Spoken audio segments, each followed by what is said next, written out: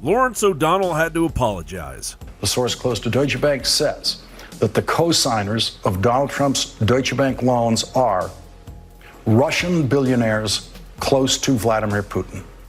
If true, that would explain every kind word Donald Trump has ever said about Russia and Vladimir Putin, if true. Last night on this show, I discussed information that wasn't ready for reporting. I repeated statements a single source told me about the president's finances and loan documents with Deutsche Bank, saying, if true, as I discussed the information, was simply not good enough. I did not go through the rigorous verification and standards process here at MSNBC before repeating what I heard from my source. A New York Times journalist recently invoked his totalitarian oversight on a Twitter user for insulting him. A professor at George Washington University described me as a bedbug or a metaphorical bedbug, just in the context of the New York Times having a bedbug problem in our building. And I think that kind of rhetoric is dehumanizing and totally unacceptable, no matter where it comes from.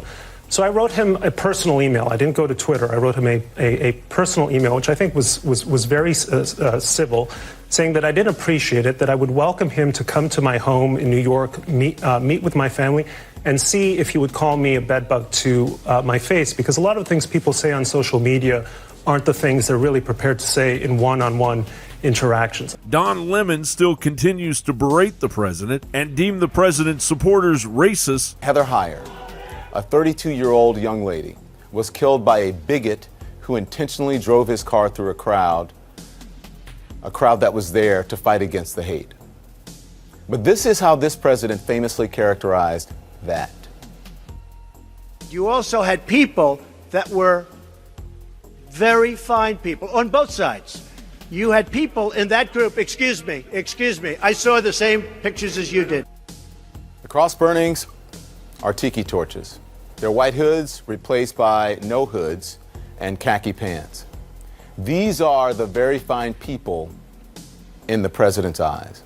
Regardless of the fact that a witness stepped forward backing up a lawsuit which details Don Lemon's vile behavior. And even the crazy cat lady back at Snopes couldn't verify Axios' claims that President Trump suggested nuking a hurricane, which the president denied saying. And of course, that is just a sampling of recent full-blown fake news and derelict activity from the incestuous corporate-dominated media conglomeration that the public is sadly addicted to. A public averaging 200 hours per month ingesting the propaganda Obama legalized in 2012. A Bloomberg article titled, U.S. Unleashes Military to Fight Fake News Disinformation claims DARPA has announced that it is creating custom software that can unearth fakes hidden among the more than 500,000 stories, photos, videos, and audio clips. If successful, the system, after 4 years of trials, may expand to detect malicious intent and prevent viral fake news from polarizing society. One would assume that DARPA would use this 1984-esque software to straighten out the rampant fake news plaguing the mainstream media.